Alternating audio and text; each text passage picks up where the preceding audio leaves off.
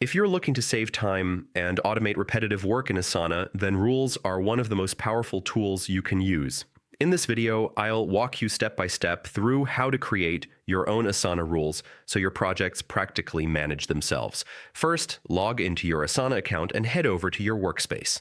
Once you're on your homepage, select the project where you want to create a rule. Inside your project, look toward the top right corner of your screen and click on Customize. From the Customization menu, you'll see an option for Rules. Hit Add Rule, and this is where the real magic begins. When creating a rule, you'll build it around three key parts: a trigger, an optional condition, and an action. The trigger is what sets the rule in motion. For example, a task being marked complete, a due date being added, or a task moving to a specific section. Next, you can add a condition. This acts as a checkpoint, so the rule only runs when certain criteria are met, like tasks assigned to a specific person or tagged with a certain label. Finally, you'll define the action. This is what happens automatically once the trigger and any conditions are met. For example, reassigning a task, updating a due date, moving it to another section, or even posting a comment.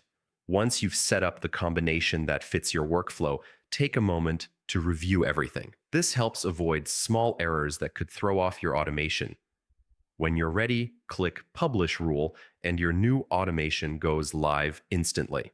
From here on out, Asana will take care of those routine steps for you, whether it's keeping tasks organized, making sure deadlines don't slip, or automating handoffs between teammates.